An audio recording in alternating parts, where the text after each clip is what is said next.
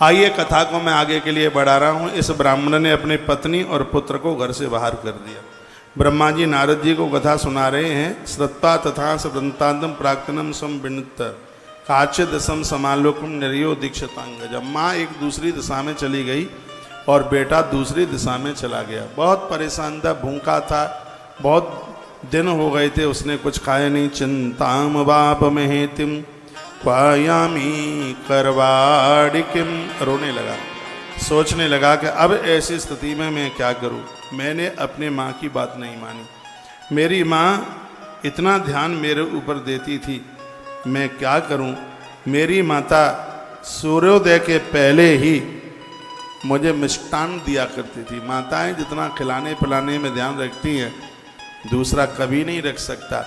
अब ध्यान करता है कि सूर्य बाद में निकलता था, सदा अभ्युदते भानु, पर सूर्य में मिष्ट भोजनम। सूर्य बाद में निकलता था, उससे पहले मेरी माँ मेरे लिए मिष्टान बना करके तैयार कर देती थी। उस माँ की बहनें बात मानी नहीं। अब किससे मैं मांगूं, मेरी माता तो यहाँ है नहीं। ब्रह्मा जी बोले नारद, इस प्रकार से अनेक प्रकार की बातें सोचता हुआ वो एक वृक्ष के नीचे जाकर के बैठ गया। अतदीनम तरुर्मूले भानुरस्तांचलम गतः। श्लोक नंबर 8। तो सूर्य अस्तांचल की तरफ चले गए थे और भूखा था, कुछ खाने को उसको मिला नहीं। एतस्मिन् नैव समय कच्चिन् महेश्वरः नरा। उसी समय पर कुछ लोग भगवान महादेव की पूजा के लिए उस रास्ते से निकले। वर्णन है कि शिवरात्रि वो उपस्थित है, उस दिन शिवरात्रि का दिन पड़ गया था। लोग भगवान महादेव के मंदिर में पूजा करने के लिए जा रहे थे। उस दिन शिवरात्रि का व्रत करते हुए शिव भक्त नाना प्रकार के महादिव्य पदार्थ लेकर शिव पूजा की सामग्री लेते हुए और शंकर जी के मंदिर की तरफ जा रहे थे। और इसने उनको जाते हुए देख लिया। पकवान गंधमाग्राय, अन्न की गंध इसकी नाक तक आ गई। यज्ञ दत्तात्मजनो ध्वजा, यज्ञ दत्त का आत्मज यानी उसका पुत्र, पितृयुक्तो मातृना क्षुदिता सह तवन्नगात, माँ से विहीन, पिता से विहीन यह बालक उन लोगों के पीछे पीछे चल लिया, महादेव के मंदिर तक पहुंच गया। अब देखिए कथा कितनी विशेष है। शिवरात्रि पड़ी थी, वह लोग 4 पहर की पूजा करने के लिए आए थे। मैंने बहुत बार कहा है कि मंदिर में पूजा होती है और आप मंदिर तक पहुंच नहीं पाते हैं। बाहर से आपने पूजा का दर्शन कर लिया तो भी उसका फल मिलता है। आपने ध्वजा का दर्शन कर लिया तो भी फल मिलता है। ध्वजा और गुम्मट के ऊपर लगे हुए कलशों का आपने दर्शन कर लिया है तो भी उसका फल मिलता है। एक बात और निवेदन करूंगा, मंदिर के कपाट का दर्शन कर लिया, किवाड़ का दर्शन कर लिया है तो भी उसके दर्शन का फल मिलता है। ये बहुत अद्भुत बात है। कभी कभी ऐसा होता है ना, हम मंदिर में जाते हैं तो किवाड़ बंद हो जाते हैं, कपाट बंद हो जाते हैं। तो ग्रंथ कहता है आप वहां तक पहुंच गए, तुम भगवान को नहीं देख पाए लेकिन भगवान ने आपको देख लिया है।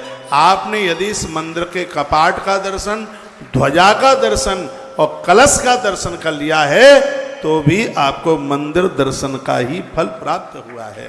वहाँ पूजा हो रही है। बद्रीनाथ जाते हैं, बहुत लंबी लाइन होती है और अंदर तक लोग पहुँच नहीं पाते हैं। दूर से भी भगवान की पूजा हो रही है, उसका दर्शन कर लिया। आरती का भारी महत्व। आप मंदिर में पहुंच गए, आरती का समय हो रहा है, यदि आपके पास टाइम है तो मंदिर की आरती छोड़ करके मत जाइए, क्योंकि आरती का दर्शन करने से हमारी अलाय बलाएं सगरी समाप्त हो जाती हैं। आरती की इतनी बड़ी महिमा है।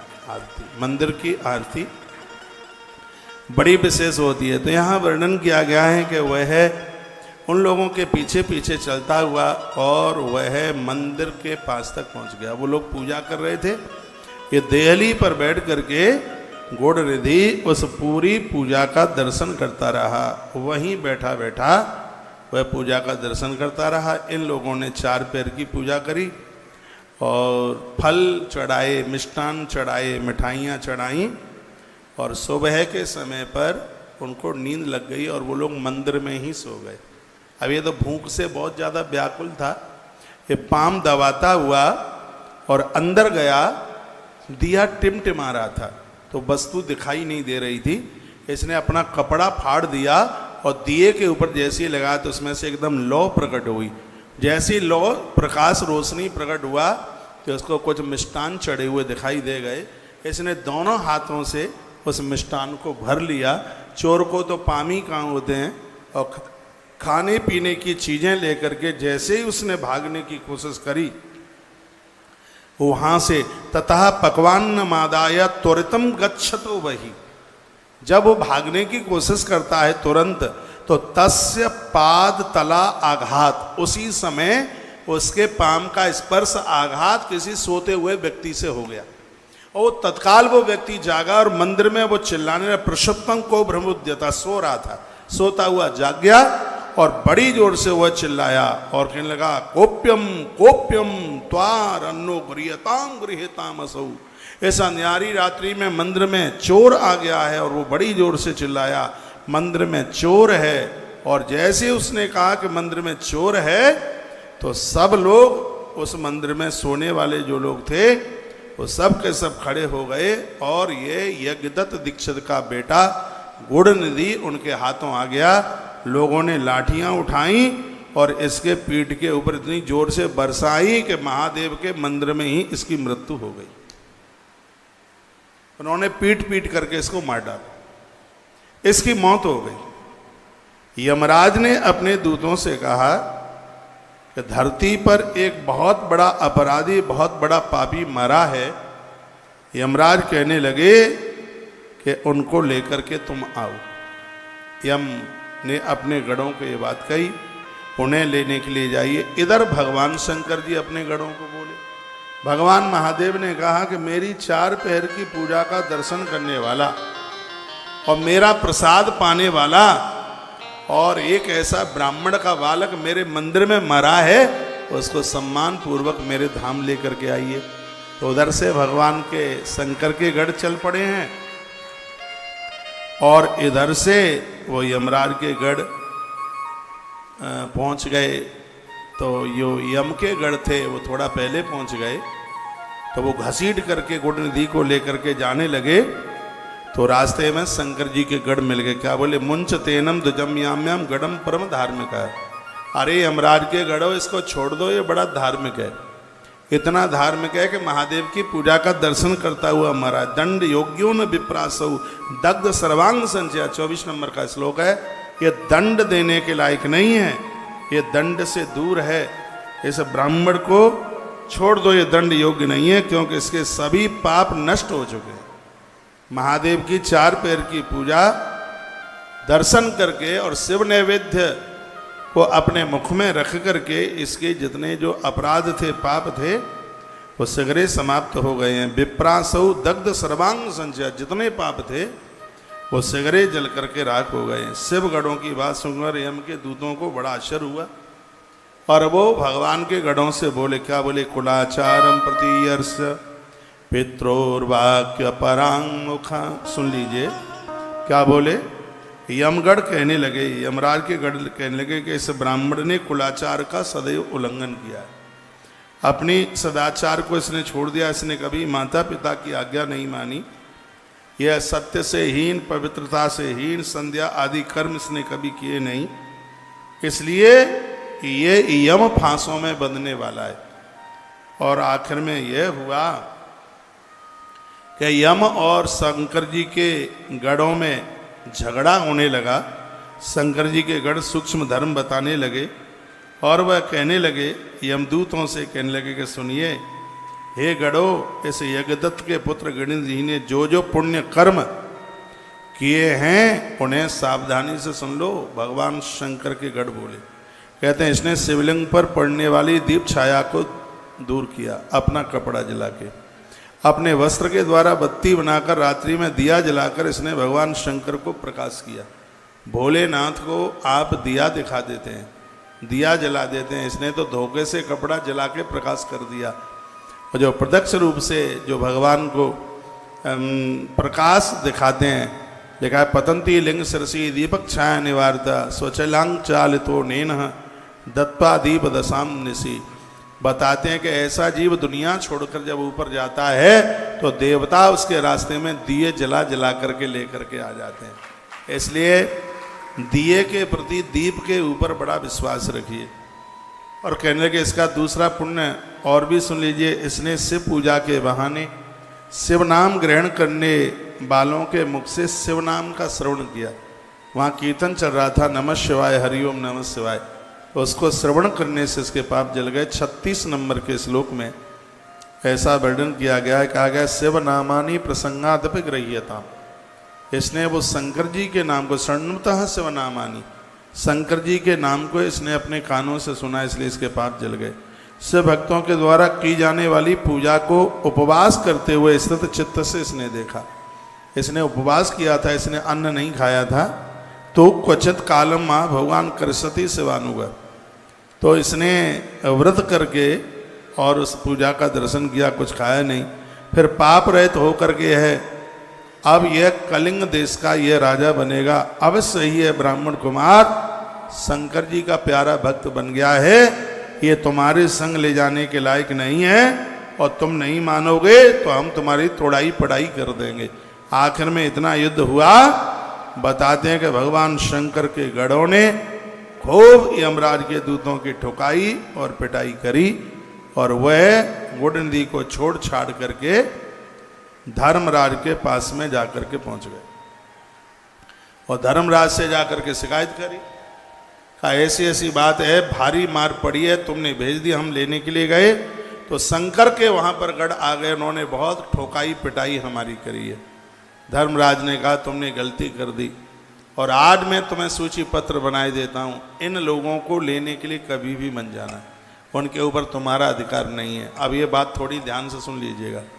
यमराज के दरवाजे पर कौन कौन नहीं जाएंगे, ये धर्मराज ही स्वयं बता रहे हैं। सर्वे शृणुत मदवाक्यम सावधान तया गड़ा, श्लोक नंबर 43। धर्मराज ने कहा कि सावधान पूर्वक होकर मेरी बात को सुन लीजिएगा। तदैव प्रीत्याह कुर्ताः माँ आसन पुरः सनम, आसन पर बैठकर देवी देवताओं का यजन करने वाले जो लोग हैं, भजन करते हैं, नाम जप करते हैं, उन्हें प्रणाम करके आ जाना, उन्हें यहाँ लेके आना मत। ये त्रिपुंड धरा लोके विभूत्या सत्यागढ़, जो माथे पर त्रिपुंड चंदन धारण करते हैं वो प्रणाम करने के लायक हैं, उनको यहाँ लाने की जरूरत नहीं है। उद्वलन कराहा, यही विभूत्या सत्यागढ़, ते सर्वे परहर्तव्या नानितव्या कदाचन, सब भेष तया लोके येन केनापि हेतुना, ते सर्वे परहर्त्याया नानितव्या कदाचन।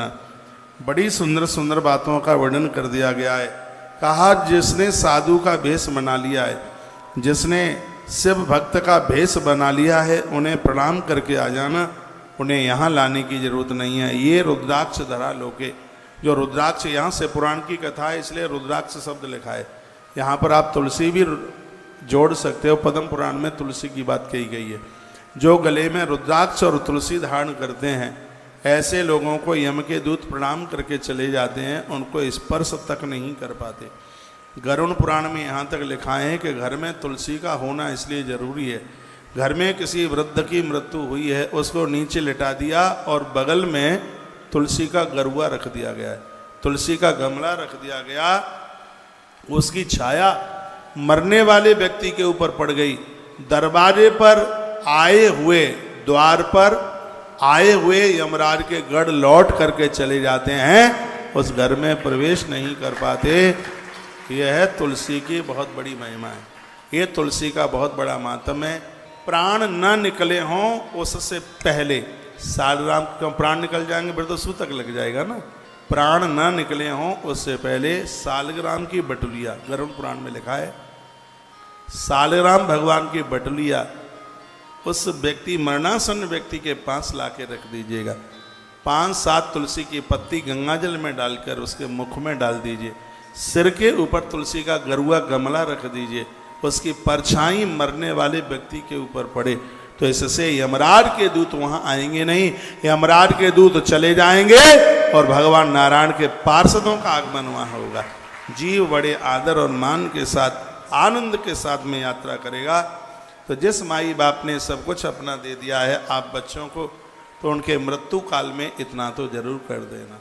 आपके गले में तुलसी है, रुद्राक्ष है, अपने वृद्धों को बोल रहा हूँ, अपने बच्चों को बोल के जाना, कहना बेटा रुपया पैसा मकान दुकान तो सब तुम्हारा हो ही गया है, हमारे गले में पड़े हुए रुद्राक्ष और तुलसी को मत उतारना, ये तो अंत तक शमशान घाट तक चिता में भी हमारे साथ ही जल जाए। उनको बिल्कुल भी उतारिएगा नहीं, बिल्कुल भी ना उतारें। तो धर्मराज बड़ी सुंदर सी ये बातें कहने लगे। जटा धारण करने वाले उन महापुरुषों को मत छेड़ना, उन्हें छोड़ देना, मेरे पास कदापि मत लाना। जो जीविका के निमित्त भले ही शिव वेश धारण किए हुए हैं, उनको भी तुम छोड़ देना। जो दम अथवा छल से बिल्कुल परे हैं, छल कपट नहीं है, उनको भी मेरे यहाँ मत लाना। इस प्रकार से यमराज ने अपने दूतों को समझाया और ब्रह्मा जी कहने लगे कि शिव के पार्षदों ने उस ब्राह्मण को यमदूतों से छुड़ा लिया और उसे ले करके, और वो कहाँ पहुँचे, उसे ले करके वो रुद्रलोक में भगवान शंकर के पास लेकर के पहुँच गए। बोली शंकर भगवान की जय हो, आज के आनंद की जय हो, जय जय श्री राधे, जय जय श्री राधे, श्री राधे। भगवान शंकर ने आते हुए उस ब्राह्मण बालक को देखा, भोलेनाथ ने उसको अपने कंठ से लगा लिया और उसको अपना प्रमुख गढ़ बना दिया। भगवान शिव के चरणों में वो बहुत लंबे समय तक रहा। कलिंग देश के राजा का फिर वह पुत्र बन करके आया। लिखाएं हैं, वर्णन किया गया, नान्यम धर्म समझानाति दुर्दमो भूपतिर्दमा। तो दुर्दम का बेटा दम नाम का राजकुमार ये बन के आया। शिवालयेषु सर्वेषु दीपदाना धृते ध्वजा। यहाँ एक बड़ी अच्छी बात कही है। वो बात यह है कि जितने भी टूटे फूटे जो मंदिर थे, इस बच्चे ने सबका जीर्णोद्धार कराया। जन्म से ही महादेव की सेवा में लग गया। दो बातें यहाँ मैं बोल रहा हूँ।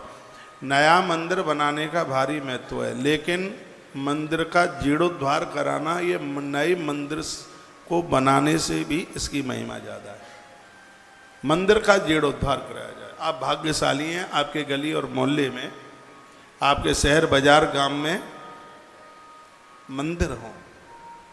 मंदिरों में दिखाई नहीं दे रहा है, मंदिरों का जीर्णोद्धार कराएं, घंटे लगवाएं, ध्वजाएं लगवाएं, लिपाई पुताई करवाएं। इधर देखिए, प्रसाद अभी नहीं मिलेगा, आरती के बाद मिलेगा।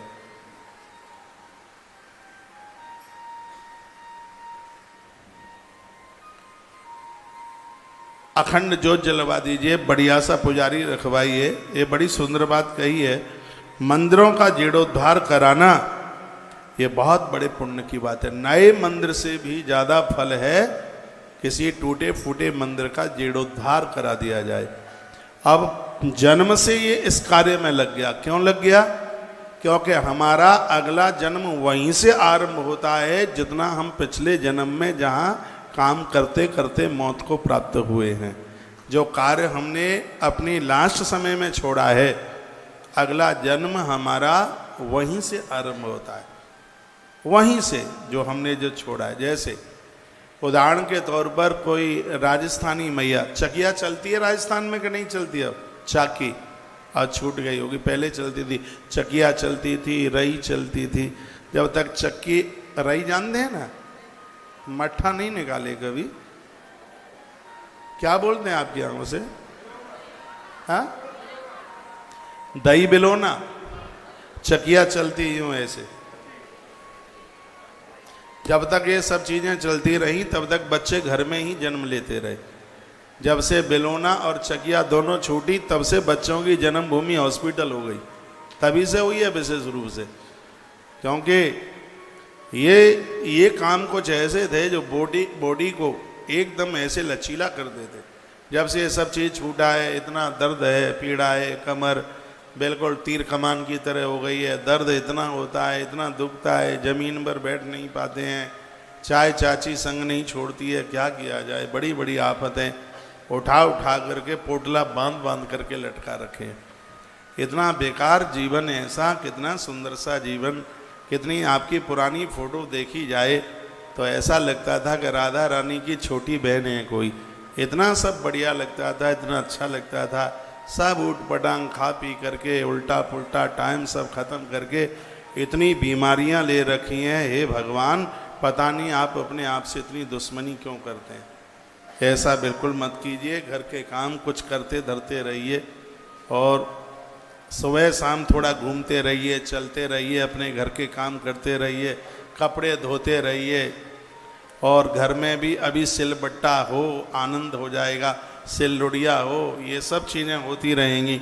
आप कहोगे कौन से ज़माने की बात करते हैं।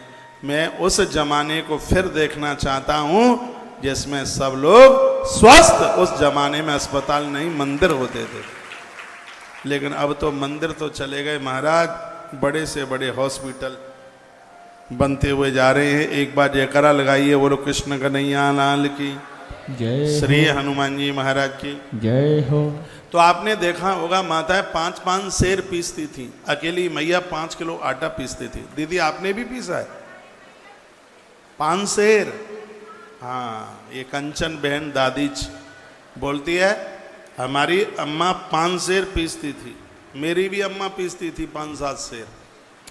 हाँ, हमने तो ज़्यादा अम्मा को देखा नहीं, पर वो पीसती थी। पहले चकियाँ घर में चाकी चलती थी।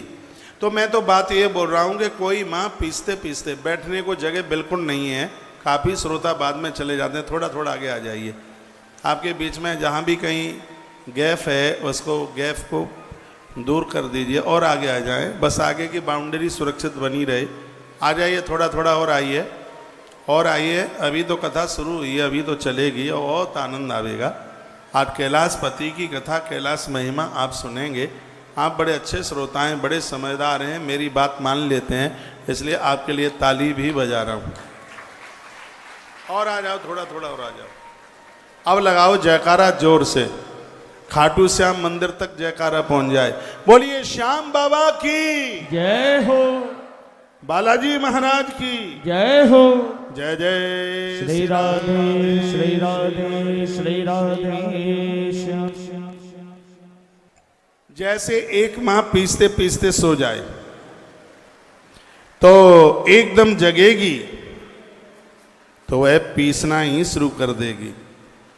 उसी प्रकार से जो काम करते करते जीव मौत को प्राप्त होता है, द्वारा जन्म लेता है, तो वहीं से शुरू कर देता है जिन कामों को करते करते वो मृत्यु को प्राप्त हुआ था। अरिंदमश्य तनया कलिंगाधिपतेर भूत, अरिंदम का बेटा दम इत विधानो भूत शिव सेवा परायण। यह भगवान शंकर की पूजा देखते देखते मौत को प्राप्त हुआ था। भगवान शंकर का प्रसाद पाकर मृत्यु को प्राप्त हुआ था। इसलिए यह जन्म से ही भगवान शंकर का परम भक्त बन गया। आप देखते हैं बहुत लोग जन्म से डाकू बन जाते हैं और बहुत लोग जन्म से भगवान के भक्त बन जाते हैं। जो भक्ति करते करते मौत को प्राप्त हुए हैं, सत्संग करते हुए भगवान का चिंतन करते करते मृत्यु को प्राप्त हुए हैं, तो उनका जीवन वहीं से आरंभ होता है। और जो खुरापाती करते करते मरे हैं तो वहीं से वो अपने कुकर्म गलत कामों से उनकी ज़िंदगी शुरू हो जाती है। बेस कम कीजिए भाई। बालोपी सुसुभी साकम से भक्तिम चकार सा, ऐसा बालक राजकुमार दम हुआ जिसने छोटे बूढ़े और युवाओं को सबको भगवान के काम में जोड़ दिया। और यही भगवान के भक्त बनने का आनंद है। आप खुद तो ईश्वर से जुड़े ही हैं, अपनों को भी जोड़िए। जिनको जानकारी नहीं है, समझ नहीं है, उन्हें भी ऐसे जोड़ दीजिए प्रभु से जैसे एक दिया हजारों दियों को जला देता है। आप अकेले हजारों लोगों को भगवान का भक्त बना सकते हो। शिवालयेषु सर्वेषु दीपदानान्द्रते ध्वजा। बहुत दान करता है, शिवालयों में दीप दान करता है। ग्रामाधीशान समाव्यूह्य सर्वान् साविष्यास्थितान् इत्थ आज्ञापयामासा दीपादेयां शिवालय। इसने अपने पूरे राज्य में इस बात की उद्घोषणा कर दी है, सबके घर से महादेव के मंदिर में दिए जलाए जाएंगे। अब तो कोई ऐसा घर ही नहीं था जिस घर में से दिया भगवान शिव के मंदिर में जलने के लिए न जाता हो। वर्णन किया गया है कि इसके राज्य काल में लोग बड़े आनंद के साथ जीते रहे। था राजा तथा प्रजा। राजा अच्छा होगा तो प्रजा को आनंद होगा, घर का मुखिया अच्छा होगा तो घर के लोगों को बड़ा आनंद होगा। घर का मुखिया जिम्मेवार व्यक्ति बढ़िया होना चाहिए, ईमानदार होना चाहिए। घर का जो प्रमुख आदमी है उसका जीवन अपने लिए तो होता ही कहाँ है, दूसरों के लिए होता है। आप में भी ऐसे लोग बैठे होंगे जिनके पास, माइक खोलो, घर की जिम्मेवारी है, जिनके ऊपर एक बार जयकारा लगाओ, बोलो कृष्ण कन्हैया लाल की, श्री हनुमान जी महाराज की जय हो, आज के आनंद की जय हो, जय जय श्री राधे श्री राधे श्री राधे श्याम। भगवान शंकर के सिगरे मंदिरों का जीर्णोद्धार कर दिया और इसके राजकाल में सब आनंद में रहने लगे। समय आने पर इसकी मृत्यु हो गई। स्वयं भगवान महादेव धरती पर इसको लेने के लिए आए। बहुत लंबे समय तक महादेव के चरणों में रहा और समय आने पर ये महात्मा पुलस्त का नाती विश्रवा का बेटा बन करके आ गया। नाम हुआ वैश्रवण। पाद में कल्पे मम पुरा ब्रह्मणो मान सासुतात पुलस्ताद विश्रवा जग्गे तस वै श्रवण स्वतः। अध्याय नंबर है 19, श्लोक नंबर है पहला। 19 नंबर के अध्याय के प्रथम श्लोक में इसका परिचय दिया गया है।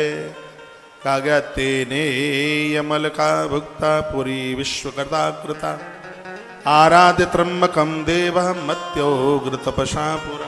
भगवान शंकर का परम भक्त ये रहा। अलकापुरी महादेव ने इसको दी थी।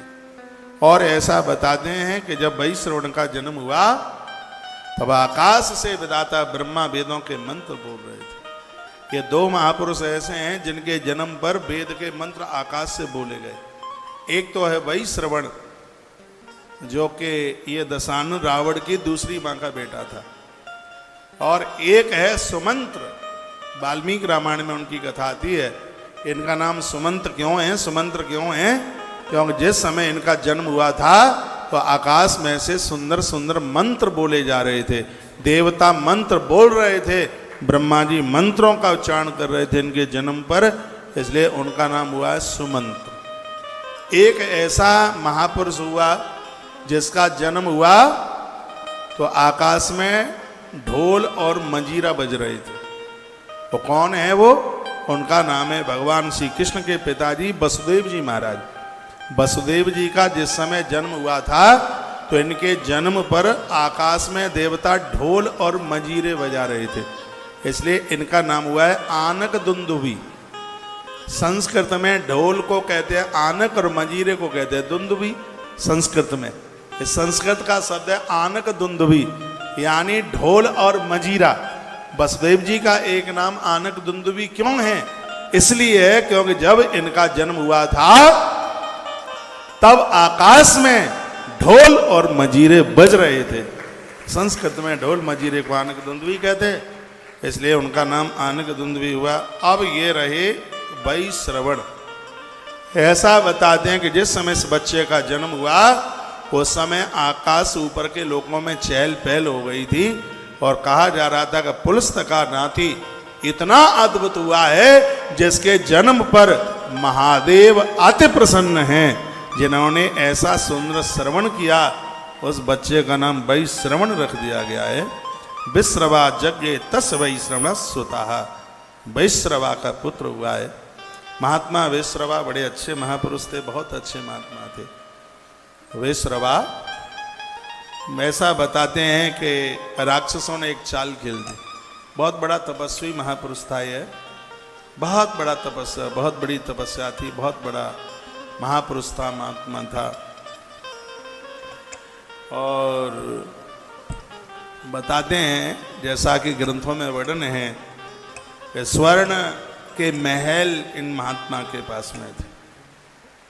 लालच इतना राक्षसों को हुआ, उन्होंने अपनी एक सोमाली नाम का राक्षस था और उसने अपनी बहन जिसको तैयार कर दिया, उसका नाम था केससी, और उसको तैयार कर दिया और कहा कि तू इस महात्मा के पास जा। संध्या का समय था, महात्मा यज्ञ करने के लिए जा रहे थे और इस साधु का नियम था कि यज्ञ करते समय इनसे जो भी कोई कुछ मांग लेता था तो ये मना नहीं करते। जैसे दानवीर कर्ण जिस समय सूर्य भगवान की आराधना करता और उस समय उससे जो भी कोई कुछ मांगे ये बंदा मना नहीं करता था, बिल्कुल ये उसका नियम था। माइक सही नहीं आज बिल्कुल। तो इसीलिए तो इंद्र ने उस समय का फायदा उठा लिया। देवराज इंद्र उसी समय कुंडल कवच मांगने के लिए आए, जिस समय वह सूर्य भगवान की पूजा कर रहा था। माता कुंती भी उसी समय आई। 5 बाण इसने दिए थे जो 5 पांडवों के लिए उसने रखे हुए थे। उस समय ये वो कुंती आई जिस समय वह सूर्य की पूजा कर रहा था। यही विश्रवा जो महात्मा है, से पुराण में इनकी कथा है, जिस समय ये यज्ञ करने को बैठते थे तो लोग इनसे मांगने के लिए आते थे, और एक निशाचरी ने मौका पाया और वो उसी समय जब याज्ञ के मंडप में जा रहे थे उसी समय आ गई। उसने कहा कि साधु हमें आपसे कुछ चाहिए, हम मांगने के लिए आए हैं। ऐसी ही प्रभु की कोई प्रेरणा लीला रही होगी और बिना सोचे समझे उन्होंने वचन दे दिया कि तू जो मांगेगी सो हम दे देंगे। इसने कहा कि मुझे अपनी गृहिणी बनाकर मुझे अपने से कुछ संतान दे दो। महात्मा इतना कुपित हो गया, साधु ने श्राप दे दिया और कह दिया कि तेरी कोख से महात्मा नहीं, तेरी कोख से राक्षस पैदा होंगे, ऐसा बोल दिया।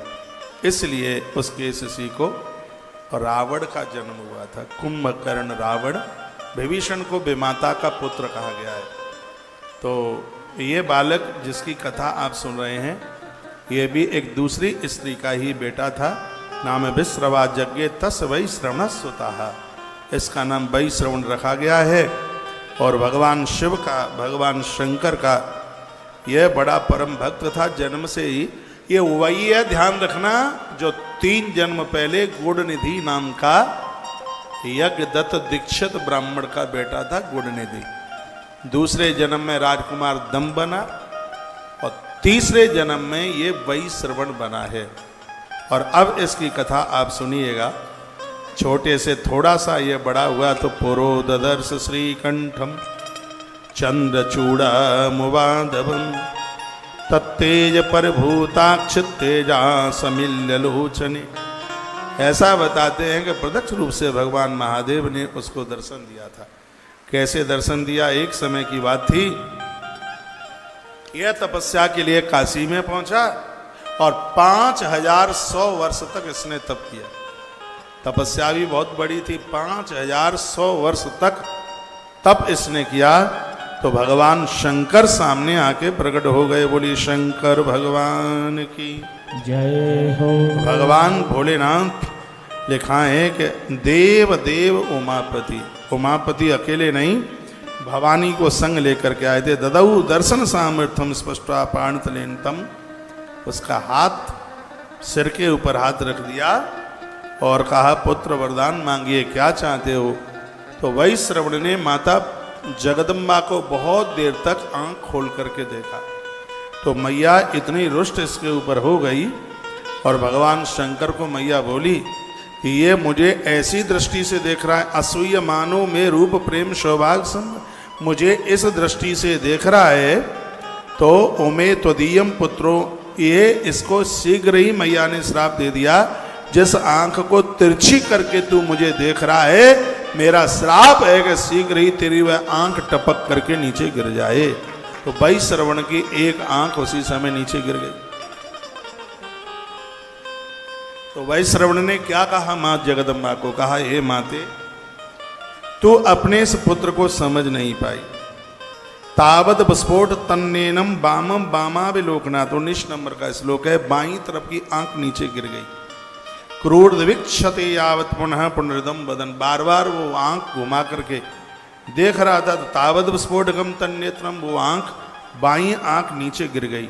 अथ देव्यः ब्रवी देवम किमसौ दुष्ट तापसा, कहा यह दुष्ट है, तपस्या करने को आया है, मुझे क्रूर दृष्टि से देख रहा है, मेरा श्राप है इसके लिए, इसकी यह आंख टपक के नीचे गिर जाए। तो भवानी का श्राप, उसकी आंख नीचे गिर गई। वही श्रवण रो पड़ा और उसने कहा मां तू मुझे समझ नहीं पाई। हे मां, मैं तेरा बेटा हूं। ऐसा कौन बेटा होगा जो अपनी मां को कुदृष्टि से देखे? हे माता, ऐसा मेरा कोई भाव नहीं था बिल्कुल भी। मां, मैं तो बार बार ये देख रहा था कि तू कितनी बड़भाग्नी है, तेरा कितना बड़ा भाग्य है कि 24 घंटा तुझे प्रभु महादेव का संग मिला है। मैंने 5100 वर्ष तक मैंने तप किया है। भोलेनाथ मुझे कुछ क्षणों के लिए दर्शन देने के लिए आए, लेकिन तू कितनी बड़भाग्नी है, तुझे हमेशा हमेशा के लिए भगवान शंकर का साथ मिल गया है। मैं तो तेरे उस भाग्य की सराहना, उस भाग्य की कल्पना कर रहा था, लेकिन मां तू मुझे समझ नहीं पाई और तूने मुझे ये श्राप दे दिया। तब भवानी ने भोलेनाथ की तरफ देखा और कहा, क्या ये सही कह रहा है? भोलेनाथ ने कहा, बिल्कुल ये सही कह रहा है, ये बड़ा पावन तुम्हारा भगत है। तो शीघ्र ही मैया ने कहा, यक्षाणाम किन्नराणाम च राज्ञाम राजा च सुब्रत। हाँ, तो मेरा आशीर्वाद है इसके लिए, आज से यक्ष और किन्नरों का राजा होगा। मेरे श्राप से एक आंख इसकी जमीन पर गिरी है, इसलिए लोग आज से इसको कुबेर के नाम से जानेंगे। वैसे नाम है वही श्रवण, लेकिन उसकी एक आंख धरती पर गिर गई थी, इसलिए उसका नाम है, वो कुबेर नाम रख दिया गया।